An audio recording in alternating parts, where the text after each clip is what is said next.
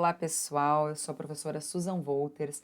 Bem-vindos à nossa segunda aula da parte 2 e, portanto, a nossa quarta aula da unidade 2 do curso de Geometria Analítica, né? Essa unidade que a gente vem falando de retas e de planos, hoje vai ser a quarta e última aula dessa unidade. Vamos dar sequência, então, ao que a gente estava estudando na nossa primeira aula dessa parte 2, quando a gente começou a falar de planos. Na aula passada a gente viu, né, várias formas da gente determinar a equação geral de um plano. E agora a gente vai dar sequência aí, aprendendo como que a gente faz para calcular o ângulo aí entre planos. Vamos lá? Então, né, consideramos os planos aí π1 e π2, que foram dados aí com essas equações gerais aqui, né, a gente está representando aqui esse π1 e esse π2. Então, o vetor normal aí, né, ao plano π1 é dado pelas coordenadas de x, y, z, que é a 1, b1 e c1 respectivamente, e o vetor normal aí ao π2 são as coordenadas de A2, os coeficientes aqui, né, de A2, x, y, z, ou seja, A2, B2 e C2.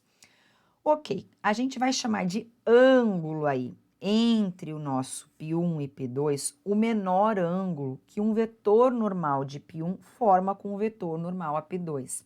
Sendo θ esse ângulo, a gente já viu como é que a gente calculava o ângulo entre dois vetores, né? Então, na verdade, a dificuldade aqui é extrair os vetores normais aos planos, porque a equação para a gente determinar o ângulo entre os vetores a gente já sabia, e é o que a gente vai fazer aqui também. Então, o vai ser, né, dada por essa expressão, cosseno de θ igual ao módulo, né, do produto entre N1 e N2, produto escalar, sobre a norma de N1, norma de N2 aqui, módulo, enfim. Onde esse θ varia aí entre 0 e π sobre 2. Bom, paralelismo e perpendicularismo entre dois planos. Vamos considerar esses planos aqui, π1 e π2, dados por essas equações. Então, né, como a gente já sabe, a gente extrai o N1, que é o vetor normal aí, ele é perpendicular, então, ao π1, e o N2, que é um vetor perpendicular a π2. Então, se o π1 e o π2 são paralelos, então, necessariamente, os seus vetores normais também serão paralelos. Se os dois planos forem perpendiculares, então a mesma coisa vai ter que acontecer com os seus vetores normais, como vocês podem aí facilmente visualizar com essa representação geométrica aí de dois planos. No primeiro caso, paralelos, e no segundo caso aí, os planos serem ortogonais, né? Perpendiculares, ortogonais. Mais umas observações aqui, né? Se além dessa igualdade, A1 sobre A2 igual a B1 sobre D2 igual a C1 sobre D2, também tivermos D1 sobre D2, né? Isso aqui tudo igual, então os planos π1 e π2 serão coincidentes, tá? E não somente paralelos, mas sim coincidentes. Mais ainda, se A1 igual a A2, B1 igual a B2, C1 igual a C2 e D1 é diferente de D2, então eles são paralelos e necessariamente distintos, uma vez que o D1 é diferente do D2. Então, só algumas observações, a gente até já tinha, né, quando a gente estudou lá as equações gerais do plano, a gente comentou algumas coisas nesse sentido, mas agora, já que a gente vai falar de ângulo entre os planos, né, é interessante a gente voltar para essas observações aqui. Bom, então vamos ver um exemplo aqui. Está pedindo para determinar o ângulo entre este π1 e este π2. Então, o que a gente tem que extrair são seus vetores normais. Ora, quem que é o vetor normal a π1? A coordenada de x, de y e de z aqui, os coeficientes, né? Estou toda hora falando coordenadas, coeficientes. O vetor normal a π2, os coeficientes de x, 1, y é menos 1 e de z, que é 1. Aqui está ele, o vetor normal a esse plano. Então, a gente vai usar a nossa expressão, o cosseno de θ, ele é o módulo, né, do produto escalar de N1 por N2 sobre módulo de N1, módulo de N2. Como é que é o produto escalar? Lembra? A gente faz a primeira coordenada com a primeira, mais a segunda com a segunda, mais a terceira com a terceira, resultando aqui em módulo de 2 raiz de 6 e, portanto, 2 raiz de 6. Como é que era o módulo de um vetor? Raiz quadrada da soma das coordenadas ao quadrado. Então, 2 raiz de 6 ao quadrado, mais 2 ao quadrado, mais 2 ao quadrado. Do N2, 1 ao quadrado, mais menos 1 ao quadrado, mais 1 ao quadrado. Aqui estão as contas, né, exibidas, e aqui o resultado. Bom, Quando a gente chegou aqui, vocês podem fatorar o 32 até vocês conseguirem chegar em 4 raiz de 6. Ai, professora, não sei. Então, eu faço aqui com você, né? Por exemplo, como é que é o 32? 32 por 2 dá 16, por 2 dá 8, por 2 dá 4, por 2 dá 2 e por 2 dá 1. Então, concordam que o 32 ele pode ser fatorado como 2 elevado a 5?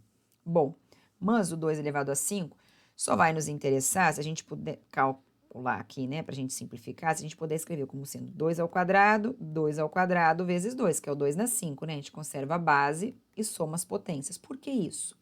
Porque raiz do produto é o produto das raízes. E aí, com isso, né, a gente já discutiu isso em outras aulas, porque a gente tem esse corta-corta, né? Porque a raiz quadrada de um número, né, de raiz quadrada de x, é a mesma coisa que x, não meio.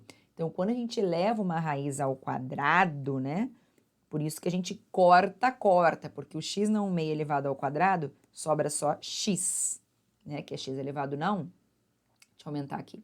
Sobra aqui, tá vendo, ó? X elevado ao meio elevado ao quadrado resulta só o nosso x.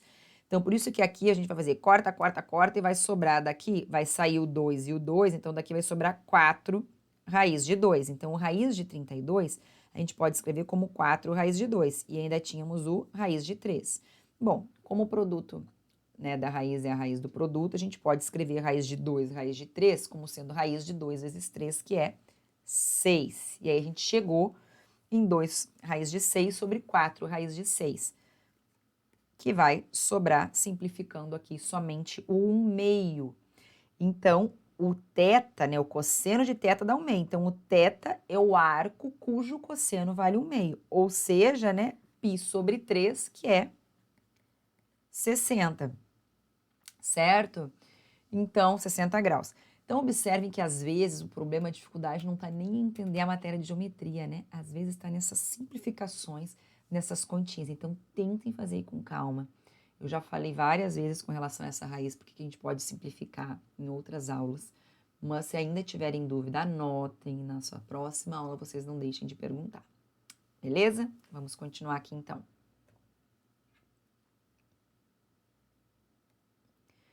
Um outro exemplo. Está pedindo para calcular os valores de M e N para que esses planos aqui sejam paralelos. Então, observe o seguinte, se os planos são paralelos, né, o que tem que acontecer? Os vetores normais deles também serão paralelos, a gente já falou sobre isso. Bom, mas como é que eu tiro um vetor normal ao meu π1 e um vetor normal ao meu π2, né? Então, os vetores normais aqui só tá, né, a nomenclatura. Esse N1 aqui, se a gente chamasse do π1, tá ao contrário aqui, né? Esse daqui é o vetor normal, é o N2, e esse daqui tá o meu π1, que são os coeficientes ó, de x, y e z. Então, 4, 4 menos 1, esse aqui é o vetor normal ao meu π1, e o vetor normal ao meu π2, coeficiente de x, 2m menos 1, coeficiente de y, menos 2, coeficiente de z, n. Então, já que os planos são paralelos, os seus vetores normais também vão ser paralelos. Condição de paralelismo entre vetores, lembra? As coordenadas são proporcionais. Então, o 2m sobre 1 dividido por 4 tem que dar o mesmo resultado que menos 2m sobre 4, que é o mesmo resultado que n sobre menos 1. E aí, fazendo essas continhas aqui, obtém-se aí o resultado, né, que a gente está querendo descobrir, que é o valor de m e de n. Então, aqui, né, usando essa igualdade, isolando, vai ficar esse 4 aqui, ó, multiplica esses dois termos, então, 8m menos 4 igual a 2 vezes 4, que é 8, 8m, esse 4 quando passar para lá vai passar positivo, e aí isolando sobra m igual a menos meio. Para a gente achar o valor aqui do n, a gente usa essa segunda igualdade aqui, ó, menos 2 sobre 4 igual a n sobre menos 1, ou seja, 4n igual a 2, né? Porque menos 1 vezes menos 2 vai dar 2 positivo. E, portanto, o n igual a meio. Então, a gente conseguiu obter aí os valores de m e n para que esses dois planos fossem paralelos. Beleza? Bom, na sequência agora, vamos ver como é que a gente faz para calcular o ângulo aí de uma reta com um plano. Então, considere aí uma reta R. Observem aqui, né, uma reta R com a direção do vetor V, Então, aqui a gente está olhando para a nossa retinha R. E um plano π, sendo N um vetor normal a π. O ângulo, eu estou chamando aqui de φ, né? Esse ângulozinho aqui, da reta R com o meu plano, esse ângulo aqui, ó, da reta R com o meu plano π, é o complemento do ângulo θ que a reta R forma com a reta normal ao plano. Observem aqui, ó. Ó, o ângulo, esse aqui, que é o ângulo, né? Que a reta R forma com o meu vetor normal. Então, eles são complementares. Por quê? Porque a soma dos dois dá 90. Porque lembrem-se, isso daqui, né, o vetor normal ao plano, um ângulozinho de 90. Ou seja, o θ mais esse φ vai dar meio. Portanto, né, quando eles são complementares, a gente sabe que o cosseno de θ é o seno de φ. Então, já que a gente sabe como calcular o cosseno de θ, né? A gente já viu aqui como é que a gente calcula o cosseno, ó. Então, para fazer o seno, a gente vai fazer o mesmo raciocínio. Isso agora vai ser o produto, né? Escalar de V com N sobre módulo de V, módulo de N, também com esse meu ângulo variando entre 0 e π sobre 2. Então, aí a gente usou, né, fortemente, né, o caso desses dois ângulos aí serem complementares, ou seja, a soma deles ser 90 graus e, portanto, o cosseno de um ser igual ao seno de outro. Ai, professora, eu não lembro essa história de seno, cosseno. Eu sei, é muita informação e é o que eu venho sempre dizendo para vocês. Tem algum conceito, alguma coisa que ainda tá um buraquinho aí, né, que ficou do estudo lá do ensino médio, corre atrás, dá um pause nesse vídeo, vai lá olhar por que o seno e o cosseno aí teriam os mesmos valores quando os ângulos são complementares. Tenta olhar lá no círculo trigonométrico, ver se vocês conseguem visualizar, tá? Mas não deixem de correr atrás agora. Estão achando onde é que estão aparecendo as dificuldades, né? Como eu falei já, eu vou repetir aqui, os buraquinhos que ficaram da formação de vocês até chegar aqui. Esse é o momento de correr atrás, porque mais na frente vocês podem precisar disso de novo. Então aproveitem, não deixem ficar de novo para trás essa dificuldade, ok? Bom, vamos ver, paralelismo e perpendicularismo entre uma reta e um plano. Então, vamos ver alguns casos aqui. Primeiro caso, se a reta R for paralela ao plano P, que é essa visualização aqui que a gente tem que ter. Então, o vetor normal ao plano, que é o nosso Nzinho, ele vai ser perpendicular ao V, que é o meu vetor diretor da minha reta. Né? O paralelismo de RP implica na ortogonalidade do vetor diretor da reta com o vetor normal ao plano, certo? Concordam? Se a reta R é paralela ao plano, então o vetor diretor da reta vai ser perpendicular, ortogonal ao vetor normal ao meu plano. Outro caso.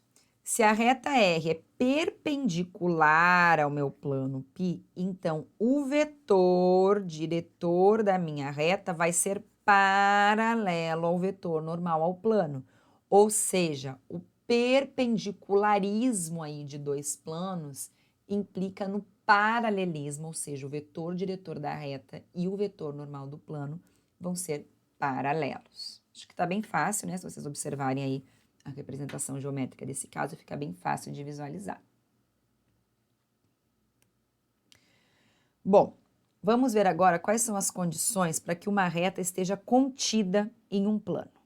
Bom, uma reta vai estar, olha aqui, de novo a gente tem um apelo geométrico aqui. Uma reta vai estar contida num plano se o vetor diretor V de R for ortogonal ao vetor normal ao plano π e um ponto A pertencente a R pertence também ao plano. Então, né, não basta só o caso ir acontecer, a gente tem que segurar, né, não basta só que o vetor V diretor seja ortogonal ao vetor do plano, para a gente conseguir colar essa reta lá no plano, a gente tem que garantir que tenha um pontinho da reta que esteja também no nosso plano. Observação, uma reta R está também contida em um plano π se dois pontos A e B pertencentes a R também pertencerem a este plano, claro, né? Se a gente tiver dois pontos da reta que estão no plano, por esses dois pontos vai passar uma única reta, então é claro que ela vai estar lá contida neste plano aí também. Uma outra forma da gente verificar se uma reta vai estar contida num plano. Bom, a gente tem aqui alguns exemplos. Esses aqui, eu acho que eu vou deixar para vocês como lista de exercício, tá? Mas, professora, faz o exercício. Vou fazer algum outro aqui. Mas esse aqui que tá tão bonitinho já escrito aqui, vou aumentar aqui a tela para vocês de novo. Vocês achem aí, parem tudo, para tudo e façam esses exemplinhos agora, tá? Que é para vocês calcularem aí o ângulo que essa reta aqui forma com o plano. Essa aqui, verificar se essa reta é perpendicular a esse plano, determinar os valores de MN para que essa reta aí esteja contida no plano. Então, façam aí esses exercícios, tá? E aí eu vou fazer algum outro exercício aqui com vocês, mas esses aí vocês não deixem de fazer, por favor. Então, eu vou selecionar um outro diferente aqui. Então, vou colocar aqui. Vamos fazer aqui uns exemplos, exercícios, enfim. O primeiro, quero que vocês determinem, mas vou fazer junto, né? O ângulo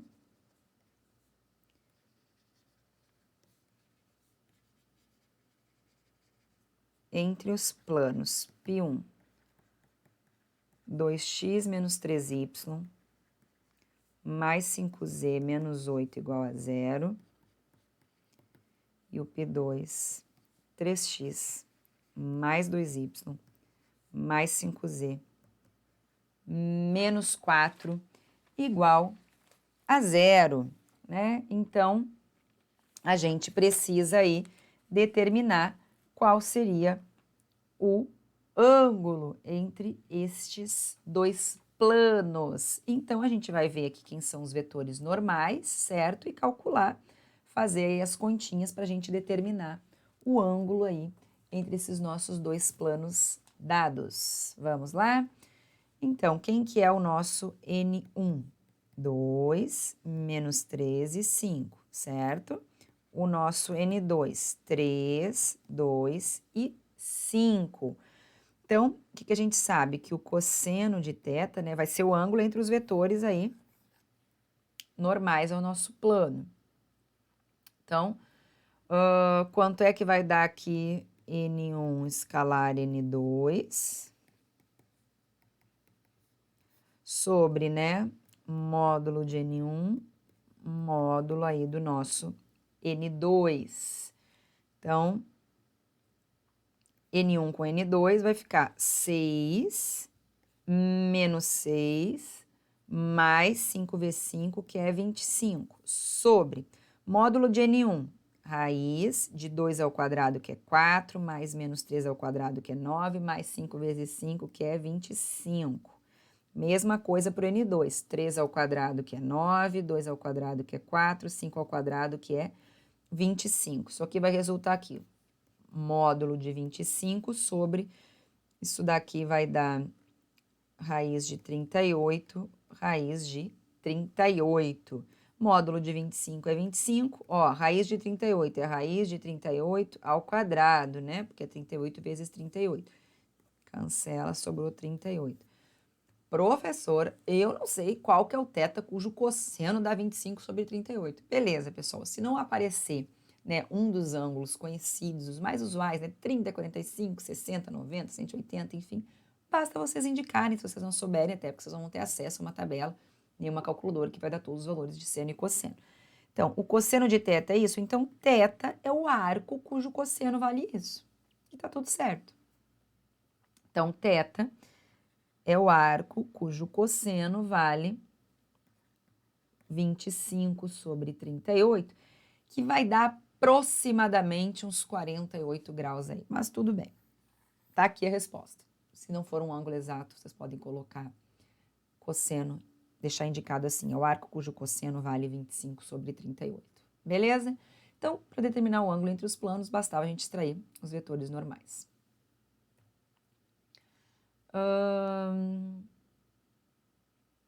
Vamos ver, a gente já viu o ângulo entre reta e plano, né? Deixa eu ver. Vamos fazer mais um exemplinho aqui, então. Deixa eu até ver para ver se não vou repetir desse que eu disse que era para vocês fazerem ali.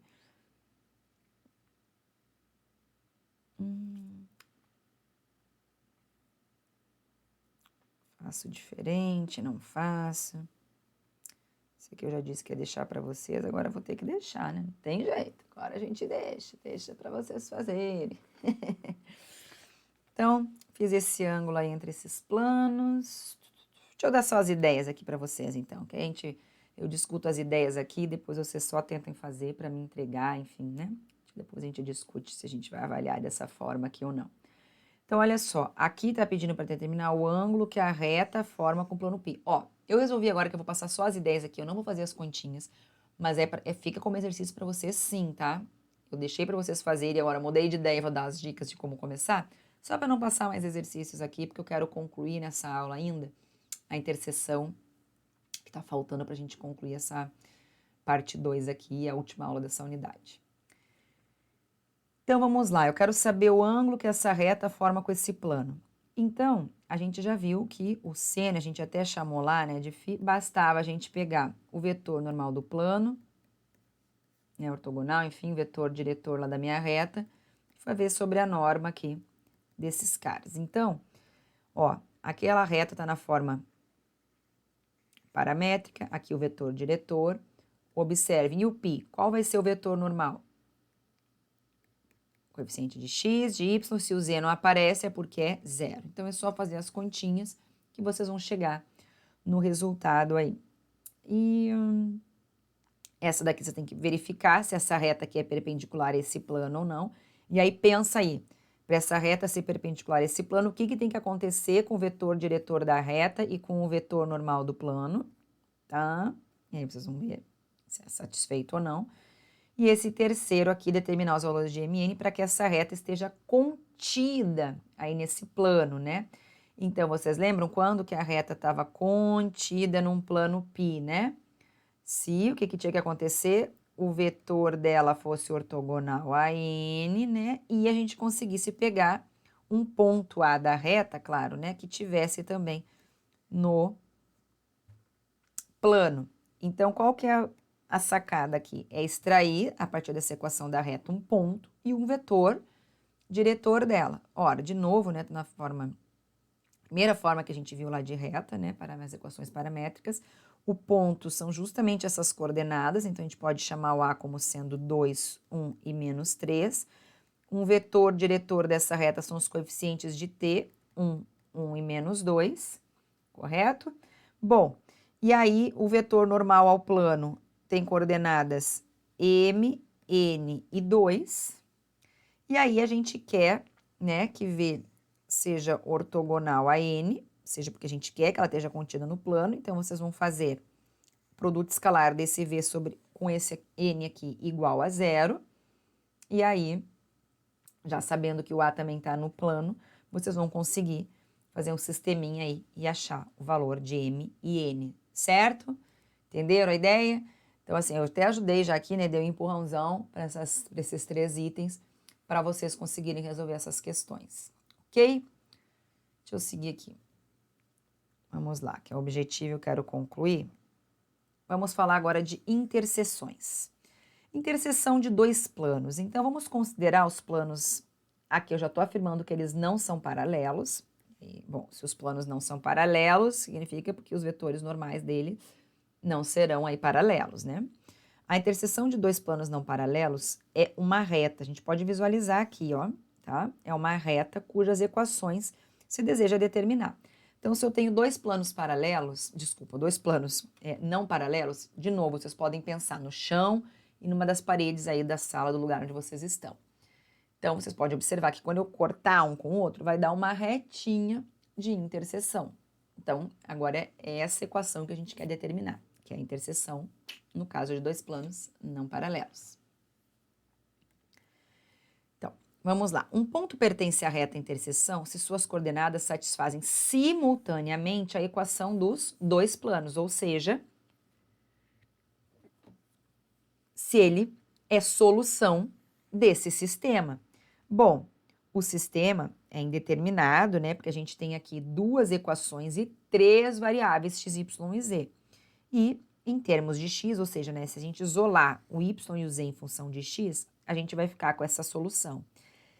Observem que essas equações aqui são justamente equações reduzidas da reta interseção dos planos π1 e π2. Então, os planos são paralelos? Quero descobrir qual é a equação da reta, que é interseção desses dois planos? Eu coloco num sistema a equação dos dois planos. São duas equações com 3 variáveis, então vai dar um sistema indeterminado, a gente não vai achar um ponto como solução, vai ser justamente uma reta, vão ter infinitas soluções, né? Que são os infinitos pontinhos dessa nossa reta, e a gente isola duas variáveis em função, no caso aqui, né, de x, e a gente vai ter aí as equações reduzidas da reta interseção. Fácil, né? Agora, vamos lá ver a interseção de uma reta com um plano. Da mesma forma, se a gente considerar um plano e uma reta que não é paralela ou que não esteja contida nesse plano, a interseção vai ser um ponto, certo? É a mesma coisa, pensa aí no chão de vocês, traça aí uma retinha, só vai cortar, interceptar num único ponto, claro, desde que essa reta não seja paralela e nem esteja contida aí no nosso planinho. E aí agora, então, eu quero determinar o ponto de interseção, já que eu sei que é só um ponto, de uma reta com um plano. Então, aqui foi dada a equação da reta aqui, na forma reduzida, né? E a equação aqui geral de um plano π. Então, se eu quero a interseção, esse ponto da interseção ele tem que satisfazer tanto as equações da reta quanto a equação do plano. E aí, vocês podem resolver o sistema. Ora, você já está aqui com o y isolado e o z isolado em função de x. Substituam esse y aqui, esse z aqui, vocês vão ficar com essa última equação somente em função de x. Vocês obtêm o valor de x. Obtendo o valor de x, basta vir na primeira equação, substituir o x aqui para achar o valor de y, e depois substituir esse valor de x aqui na segunda equação para achar o valor de z. E com isso acha-se o ponto de interseção dessa reta com este plano. De novo, a ideia é bem simples, porque se está na interseção, esse ponto tem que pertencer tanto à reta quanto ao plano ao mesmo tempo, ou seja, tem que satisfazer tanto essas equações reduzidas da reta quanto a equação do plano. E aí, ou seja, o problema de achar o ponto de interseção se reduz a resolver esse sistema, ok? Bom, interseção de plano com os eixos e planos coordenados. Então, vamos ver esses casos particulares. Então, vamos considerar esse plano π aqui, com essa equação geral, 2x mais 3y mais z menos 6 igual a zero. Como os pontos dos eixos, né, os pontos, qualquer ponto ó, que pertença lá ao eixo x, ele tem essas coordenadas, o y e o z são zero, ao eixo y, o x e o z que são zero, ao eixo z, o x e o z, desculpa, o x e y que são zero, basta fazer na equação do plano duas variáveis igual a zero para se encontrar a terceira e assim obter a interseção com os eixos. Então, a interseção de um plano com os eixos, basta eu fazer o x e o y zero, que eu vou achar o z, e assim por diante, duas a duas. Ou seja, se x e y são zero, então a gente fica com 2x menos 6 igual a zero, ou seja, x igual a 3, e portanto o ponto 3, 0, 0 é a interseção do plano com o eixo x. Se eu fizer o x e o z igual a zero ao mesmo tempo, substituir lá na equação geral do meu plano dada, a gente vai ficar com 3y menos 6 igual a zero, ou seja, o y igual a 2. E, portanto, o ponto 0, 2 e 0 é a interseção do plano π com o eixo y. E, por último, se a gente fizer x e y igual a zero e substituir nessa equação, a gente vai ficar com z menos 6 igual a zero, portanto, z igual a 6, e dessa forma, o ponto A3, com coordenadas 0, 0 e 6, é a interseção do plano π com o nosso eixo z.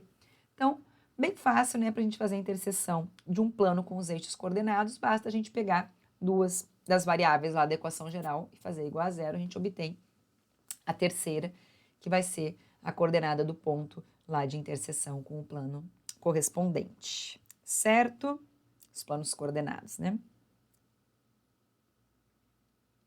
Eixos e planos coordenados. Lá a gente estava com os eixos, agora vamos ver com os planos coordenados. Então, como as equações dos planos coordenados? Então, pensei, né, pessoal, o que são os planos coordenados, né? Por exemplo, quando eu falo do plano XY, que é o chão, é quando eu estou fazendo o z igual a zero. Então, por isso que aqui vai falar, como as equações dos planos coordenados são x0, y0 e z0. Quando eu falo x igual a zero, eu estou falando do plano YZ. Quando eu faço y igual a zero, eu estou falando do plano XZ. Quando eu falo z igual a zero, eu estou falando do plano XY. Então, por isso que aí está escrito, como as equações dos planos coordenados são x igual a zero, y igual a zero e z igual a zero. Sempre lembrem disso, é que eu estou botando z igual a zero, o chão, plano XY, e, analogamente, os outros dois planos coordenados. Então, basta fazer na equação do plano uma variável igual a zero para se encontrar uma equação nas outras duas variáveis e assim obter interseção com os planos coordenados. Ou seja, se eu fizer o x igual a zero, que é a equação do plano coordenado, né? O x igual a zero é o plano YZ. Então, eu vou obter essa equação e assim, né, a reta R1 de x igual a zero e o z é dessa forma, é a interseção do plano π com o plano YZ, que é onde x era zero. Se a gente fizer agora o y igual a zero lá na equação que foi dada aqui, tá? A gente está trabalhando com esse exemplo aqui. A gente vai obter essa equação e, portanto, y igual a zero, e isolando o z aqui, a gente chega em menos 2y mais 6. A gente vai ter y não, né? Y é zero. Aqui a gente isolou, fica menos 2x, né? 2x, ó, isolando aqui, ó, a gente fica com z igual a menos 2x mais 6. Isso. Só corrigindo aqui é x. É a interseção do plano π com o eixo xz, que é onde o y é zero. E se a gente fizer o z igual a zero, a gente vai ter a interseção do nosso plano com o plano coordenado xy, que é onde o z é zero. Então, isolando aqui, o z é zero, e aí a gente isola o y aqui em função de x, vai ficar menos 2/3, mais 2, vamos agora até fazer a continha aqui, né, para ver se tá certo, igual a menos 2x mais 6, tá certinho, né? Quando eu passar o 3 para lá dividindo, vai ficar menos 2/3 de x, e o 6 dividido por 3, que vai dar 2. É a interseção aí desse plano π com o plano xy. Então, aqui a gente tem, né, o esboço, inicialmente, de quem seriam aqueles pontos, né, e as retas que a gente tinha de interseção, né, com os nossos planos aí, os nossos eixos coordenados. Ok? Vocês podem tentar visualizar, né, aqui as retinhas que a gente achou de equação. Ó, a interseção aqui com o plano XY, a interseção lá na frente, ó, com o plano YZ, e aqui a interseção com o plano XZ, e aqui as interseções com os eixos coordenados, com o eixo X, com o eixo Y e com o eixo Z. Importantíssimo vocês visualizarem. Observação: se um plano π não é paralelo a nenhum dos planos coordenados e também não passa pela origem, ou seja, o D é diferente de zero, a sua equação pode ser apresentada dessa forma, certo? Que vai ser denominada equação segmentária do plano, no qual esse P, esse Q e esse R são os pontos onde π intercepta os eixos x, y e z, respectivamente. Então, por exemplo, aqui, se a gente tiver essa equação geral aqui de um plano, a gente pode reescrever, né, ou ainda, né, dividindo ambos os membros por 6 aqui, a gente chega nessa equação, tá? Porque a gente queria deixar o 1zinho do lado direito lá, para ficar nessa forma aqui. Aqui é só se a gente tivesse botado assim, ó, 2x mais 3y mais z igual a 6. Como eu quero que fique 1 aqui do lado direito, eu tenho que dividir por 6 para restar 1. E eu divido tudo por 6, esse aqui por 6, esse aqui por 6. E resulta nessa equação aqui, que é o que a gente chama de equação segmentária do plano. Ok? Bom, os pontos de interseção com os eixos aí, né, são esses aqui, respectivamente, do nosso 2x mais 3y mais z menos 6 igual a zero. Vocês podem tentar aí fazer as interseções, como a gente fez lá, né, uma das coordenadas sendo nula. E aí vocês vão achar esse esboço aqui para como ficariam as interseções. Ok? Bom, pessoal, com isso a gente encerra aqui essa parte que eu queria fazer com vocês de planos, ok? Espero que vocês tenham gostado dessa nossa aula, tem bastante coisa para estudar, bastante coisa para vocês absorverem. Então, bons estudos, façam tudo com muita atenção, tá bom? Espero vê-los na próxima.